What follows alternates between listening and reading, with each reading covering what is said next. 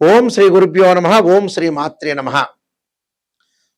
June నెలలో మేషాది ద్వాదశ రాశుల వాళ్ళకి ఎలాంటి ఫలితాలు జరగబోతున్నాయి గోచార రీత్యా తెలుసుకునే ముందు ప్రధానంగా గ్రహగమన గతులు ఏ విధంగా ఉన్నాయి. జూన్ 2వ తారీఖున దేవగురువైన బృహస్పతి మిథున రాశి నుంచి కర్కాటక రాశిలోకి సంచారం చేయటం, రాహు కుంభరాశిలోను, కేతు సింహరాశిలోను, శని మీనరాశిలో సంచారం చేయటం,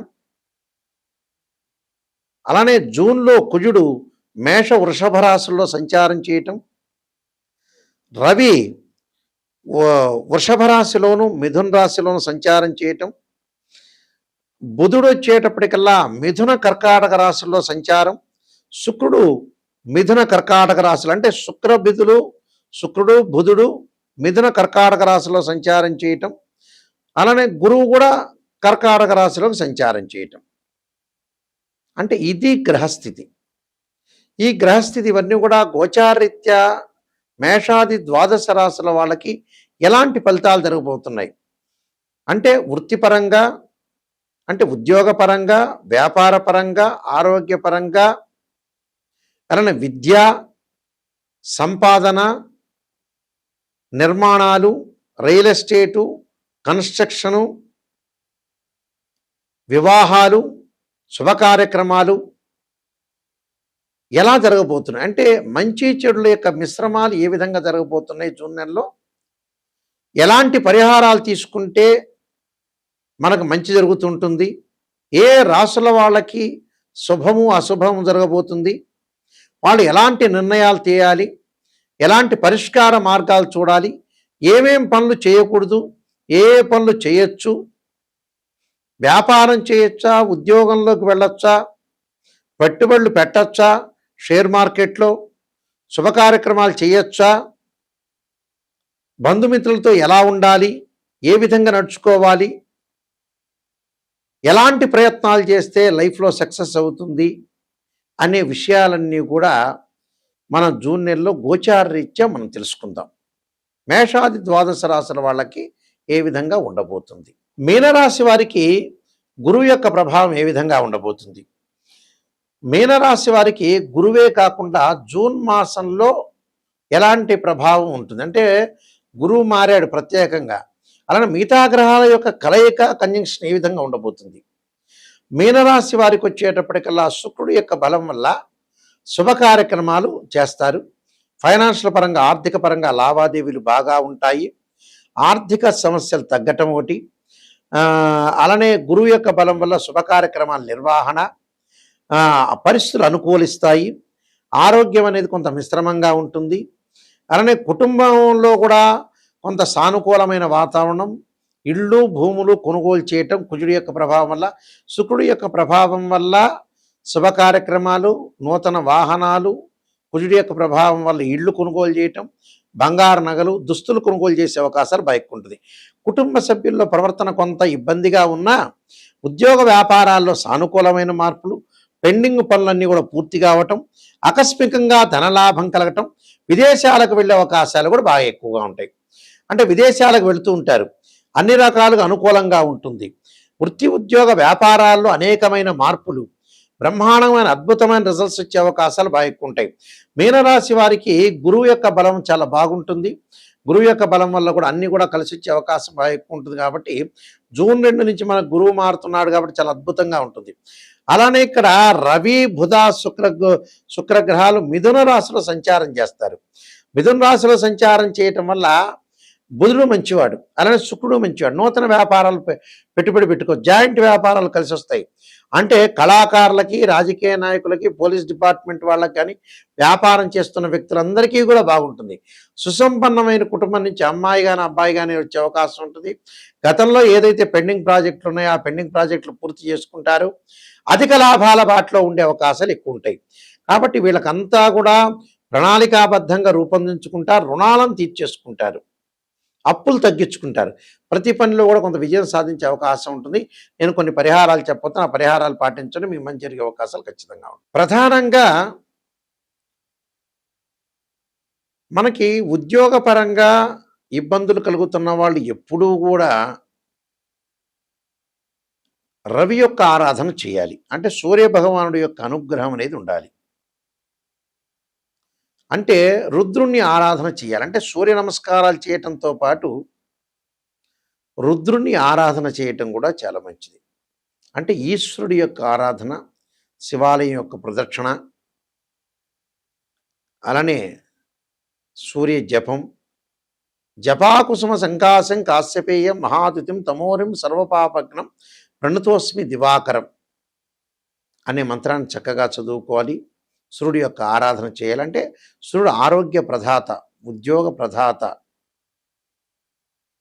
అంటే ఆరోగ్యం కూడా బాగుండాలంటే శరీరే జర్జరీభూతే వ్యాధిగ్రస్తే కళేబరే ఔషధం జాహ్నవీతోయం వైద్యో నారాయణరి అనే మంత్రాన్ని చక్కగా చదువుకోండి. మానసికంగా ప్రశాంతత లేదా, మానసికంగా ఇబ్బంది పడుతున్నారా అంటే చంద్రుడి యొక్క ఆరాధన చెయ్యాలి. చంద్రుడి యొక్క ఆరాధన చేయటం అంటే ప్రధానంగా క్షీరపుత్రాయుధి అమృతతత్వాయుధీమే తన్నో చంద్ర ప్రచోదయాత్ అనే మంత్రాన్ని చక్కగా చదువుకోవాలి. చదువుకోవటం వల్ల మంచి జరిగే అవకాశాలు ఎక్కువగా ఉంటాయి. అలానే దదీశంక తుషారాభం క్షీరోదారణం సంభవం నమామి శిశిరం సంభరు భూకట భూషణం అంటారు. అంటే చంద్రుడి యొక్క ఆరాధన చేయాలి. చంద్రుడి యొక్క ఆరాధన చేయటం వల్ల మనకు మంచి జరిగే అవకాశాలు ఎక్కువగా ఉంటాయి. అలానే వాహన ప్రమాదాలు జరుగుతుందా, గొడవలు జరుగుతున్నాయా, ఆస్తి పంపకాల విషయాల్లో ప్రాబ్లమ్స్ వస్తున్నాయా, జాతకంలో కుజదోషాలు ఉన్నాయా, కుజగ్రహం అనేది వెంటాడుతుంది అని అంటే సుబ్రహ్మణ్య స్వామి యొక్క ఆరాధన చేయాలి. సుబ్రహ్మణ్య స్వామి యొక్క ఆరాధన, సుబ్రహ్మణ్య స్వామి యొక్క అష్టకాన్ని చదువుకోవాలి. తత్పురుషాయుధే మహాసేనాయుధమే తన్నో షణ్ముఖ ప్రచోదయాత్ అనే మంత్రాన్ని చక్కగా చదువుకోవాలి. 2 జంట సర్పాలను దానం చేయాలి. రాహుకాలంలో మంగళవారం రోజున దీపం పెట్టాలి. అంటే రాహుకాలంలో దీపం పెట్టడం వల్ల కూడా మనకు మంచి జరిగే అవకాశాలు ఖచ్చితంగా ఉంటాయి. అలానే బుద్ధి వికసించట్లేదా, ప్రణాళికాబద్ధంగా రూపొందించుకోవట్లేదా అంటే బుధుడి యొక్క ఆరాధన చేయాలి. బుధవారం రోజున గణపతి యొక్క ఆరాధన, గణపతిని ఆరాధన చేయాలి. అది ఎలాంటి గణపతిని ఆరాధన చేయాలి అనంటే గకార అష్టోత్తరంతో స్ఫటిక గణపతిని కానీ, నవగ్రహ గణపతిని అంటే నవగ్రహ ధాన్యాలతో చేసిన ధాన్య గణపతిని కానీ, పగడపు గణపతిని కానీ, ఎమరాల్డ్ స్టోన్తో చేసిన గణపతిని కానీ ఆరాధన చేయాలి. ఎమరాల్డ్ స్టోన్తో చేసిన గణపతి అయితే చాలా బాగుంటుంది. బుధవారం రోజున ఉపవాసం ఉండటం, గణపతి దేవాలయాలకు ప్రదక్షిణ చేయటం, పిల్లలకి పుస్తక దానం చేయడం చాలా మంచిది. ధనం కలిసి రావట్లేదా, విద్యలో అనుకూలంగా ఉండట్లేదా, ఎంత డబ్బు వచ్చినా కూడా ఖర్చు పెడుతున్నారా అంటే గురువుకి అంతరిక్ష దేవత అయిన తారామహాదేవి యొక్క స్తోత్ర పారణం చేయడం చాలా మంచిది. అలా తారామహాదేవి యొక్క స్తోత్ర పారణం చేయాలి. గురువు యొక్క ఆరాధన, దత్తాత్రేయ స్వామి యొక్క కవచం, దత్త కవచాన్ని చదువుకోవటం కూడా చాలా మంచిది. అలానే వివాహ శుభ కార్యక్రమాలు కావట్లేదా అంటే శుక్రుడు యొక్క ఆరాధన చేయటం, కమలాదేవి యొక్క స్తోత్ర పారణం చేయాలి. కమలాదేవి యొక్క స్తోత్ర పారణం చేయటం వల్ల అనుకూలంగా జరుగుతుంటుంది. ఎల్నాటి శని, కంటక శని, పొంగు శని, అర్ధాష్టమ అష్టమ శని, శని మహర్దశలు బాగుండట్లేదా, దక్షిణాకాళి యొక్క స్తోత్ర పారణం చేయటం, శనికి నల్లని ద్రాక్షారసంతో అభిషేకం చేయటం మంచిది. విదేశాలకు వెళ్ళట్లేకపోతున్నా, రాహుకేతుల యొక్క దోషం ఉంది అనంటే రాహుకి కేతువులకి ధూమవతి చిన్నమస్తాదేవి యొక్క స్తోత్ర పారణం చేయటం, నవనాగా మండల పూజ చేయటం, నాగరాజాయుధే పృథ్వీధరాయుధీమే తన్నో సర్ప ప్రచోదయాత్ అనే మంత్రాన్ని మినుములు ఉలవలు దానం చేయటం చాలా మంచిది. ఇలా చేయటం వల్ల విదేశాలకి వెళ్ళలేని వాళ్ళు, జ్ఞానం కలగలేని వాళ్ళు, ఆటంకాలు కలుగుతున్న వాళ్ళందరికీ కూడా ఈ స్తోత్ర పారణం చేయటం వల్ల వీళ్ళకి మంచి జరిగే అవకాశాలు ఖచ్చితంగా ఉంటాయి. ఇవన్నీ కూడా మీరు పాటించాలి. ధనపరంగా ఇబ్బందులు కలుగుతున్న వాళ్ళు ఖచ్చితంగా యక్షాయ కుబేరాయ వైశ్రవణాయ ధనధాన్యాధిపతే ధనం ధాన్యం సమృద్ధిమే దేహిమే దాపైస్వ అనే మంత్రాన్ని అలానే ఆరోగ్యపరంగా ఇబ్బందులు కలుగుతున్నవాడు శరీరే జర్జర్యుభూతే వ్యాధిగ్రస్తే కళేబిరే ఔషధం జాహ్నవీతోయం వైద్యో నారాయణ హరి అనే మంత్రాన్ని కూడా చక్కగా చదువుకోవాలి. చదువుకోవటం వల్ల మంచి జరిగే అవకాశాలు ఖచ్చితంగా ఉంటాయి. అంటే ఇవన్నీ కూడా పాటించాలి. ఇవన్నీ కూడా రెమెడీస్ చేసుకోవటం వల్ల మనం మంచి జరుగుతుంది. కానీ జాతకాన్ని చెప్పించుకునేటప్పుడు ఎప్పుడూ కూడా కేవలం పాజిటివ్నే కాదు, నెగిటివ్ని కూడా ఆలోచన చేయండి. ఒక ఆస్ట్రాలజర్ని అప్రోచ్ అయ్యేటప్పుడు అన్నీ పాజిటివ్ అనుకోవద్దండి. మనం ఏదైతే నెగిటివ్ తెలుసుకుంటామో ఆ నెగిటివ్లోంచి మనం పాజిటివ్ రావచ్చు. పాజిటివ్ తెచ్చుకోవాలి. నెగిటివ్లోంచి పాజిటివ్ అయిపోతుంది మనకి. అప్పుడే మనకు మంచి ఫలితాలు జరుగుతాయి. అంటే ఎప్పుడు కూడా అసత్య ధోరణిలో ఉండకూడదు, సత్య ధోరణిలో ఉండాలి. నిజాన్ని తెలుసుకున్నామంటే మన జీవితం అనేది బాగుపడినట్టే అర్థం. అందువల్ల ఎవరైనా సరే మమ్మల్ని కాంటాక్ట్ చేసేవాళ్ళు, నిజాన్ని తెలుసుకునేవాళ్ళు మాత్రమే మమ్మల్ని కాంటాక్ట్ చేయండి. నాయకంటి మల్లికార్జున శర్మ గారి ద్వారా బాగుపడాలి, నిజంగా నెగిటివ్ తెలుసుకోవాలి, లైఫ్ని మనం ఎన్హాన్స్ చేసుకోవాలి, లీడ్ చేసుకోవాలి అనేవాళ్ళు మాత్రమే మాకు ఫోన్ చేయండి. నేను కాలసర్పయోగము, కాలసర్పయోగ చంద్రిక, రాహుకేతులు, ఛాయాగ్రహాలు, స్వప్నశాస్త్ర ఫలదీపిక, బృహత్ పరిహార సింధు, పుత్రగణపతి వ్రతము, సర్వదేవతా గోత్రములు పార్ట్ 1 పార్ట్ 2, నవగ్రహ దోషాలకి 12 మహా అమ్మవారి యొక్క పారాయణాలు, అలానే వివాహ మార్తాండం, వివాహ చంద్రిక, వివాహ మార్తాండం, జాతక చంద్రిక, బృహత్ పరిహార సింధు, స్వప్నశాస్త్రము, ఇలాంటి నెంబర్ ఆఫ్ ఆస్ట్రాలజీ బుక్స్ రాశాను. Protection of astrology.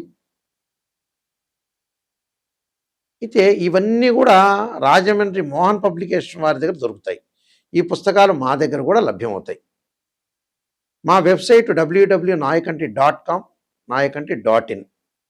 అయితే ఎప్పుడైనా సరే ఒక వివాహం జరగట్లేదంటే రాశిచక్రము, భావచక్రము, నవాంశము, దశలు, అంతర్దశలు. మీరు సంతానం కలగట్లేదా? రాశిచక్రము, సప్తమాంశ చక్రము, భావచక్రము, దశలు, అంతర్దశలు. వృత్తిపరంగా అనుకూలంగా లేదా? రాశిచక్రము, దశమాంశము, భావచక్రము, దశలు, అంతర్దశలు. అంటే ఇవన్నీ కూడా మ్యాథమెటికల్గా క్యాల్కులేషన్ వేసి జాతకపరంగా ఉచ్చ, నీచ, స్వక్షేత్రము, ఆ స్వక్షేత్రంతో పాటు స్వక్షేత్రమా, ఉచ్చ, నీచ స్థానాలు, శత్రుక్షేత్రాలు ఉన్నారా, ద్వాదశ భావాధిపతులు ఎవరు, ఇవన్నీ గోచారరీత్యా చెప్పబడే ఫలితాలు. ప్రతి నెలలో కూడా రాశిఫలాలు. కానీ బర్త్ చార్ట్ వేరు. గోచారం ఎప్పుడూ 20% సపోర్టు. అలానే బర్త్ చార్ట్ అనేది 80% మనం జాతకపరంగా దోషాలు ఏమున్నాయి, జాతకపరంగా ఏ సమయంలో ఏ నిర్ణయం తీసుకోవాలి, ఎలాంటి వృత్తి చేపట్టాలి అనే విషయాలన్నీ కూడా తెలిసేది ఏంటంటే బర్త్ చార్ట్. దానికి భావాధిపతులు ఉంటారు.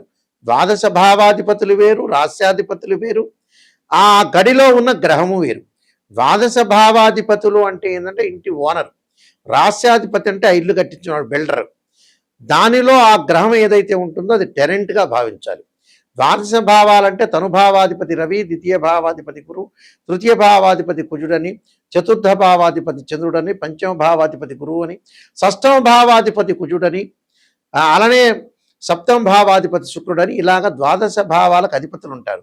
మళ్ళీ రాస్యాధిపతులు, భావాధిపతులు, దానిలో ఉండే గ్రహము, గ్రహణము, దృష్టి, మ్యాథమెటికల్ క్యాలిక్యులేషన్ వేసి జాతకాన్ని చెప్పాలి. ఎలా పడితే అలా చెప్తే జాతకం అనేది కాదు. దీనిలో రకరకాల పద్ధతులు ఉంటుంది. వైదిక ఆస్ట్రాలజీ ఉంది, కేపీ రామన్ పద్ధతి ఉంది, బివి రామన్ సంబంధించిన పద్ధతులు ఉన్నాయి. అంటే రకరకాల ఆస్ట్రాలజీ సంబంధించిన ప్రొడక్షన్స్ ఉంటాయి. ఆ ప్రొడక్షన్ రీసెర్చ్ చేసి బాగా అనాలిసిస్ చేసి కంప్లీట్గా ఓ పిక్చర్ ఇస్తే ఆ వృత్తిలోనే ఉంటాడు. ఏం చేయాలి, ఎలాంటి నిర్ణయాలు తీసుకోవాలి అనే విషయాన్ని మనం కూలంకషంగా ఆలోచన చేస్తేనే జాతకం చెప్పచ్చు. అంటే 12 కాపురానికి 12 సూత్రాలలాగా వృత్తి, ఉద్యోగము, వ్యాపారము, ఆరోగ్యము, చదువులు, వివాహము, భార్యాభర్తల యొక్క బంధము, ప్రమాదాలు, ఆరోగ్యాలు, నూతన వ్యాపారాలు, ఉద్యోగపరంగా ఇళ్ళు, భూములు, కొనుగోలు, ఇలాంటివన్నీ కూడా జాతకపరంగా ద్వారా మా దగ్గర తెలుసుకోవచ్చు. ఆ స్క్రీన్ మీద స్క్రోలింగ్ అవుతున్న మా నెంబర్ ఉంది. ఆ నెంబర్, ఎందుకంటే మేము వంశపారంపర్యంగా చెప్పే వ్యక్తులం కాబట్టి ఓపెన్గా చెబుతున్నాం. ఏదైనా నా దగ్గర ఓపెన్గా చెప్పించుకోండి, క్లియర్గా చెప్పించుకునే వాళ్ళు మాత్రమే రండి.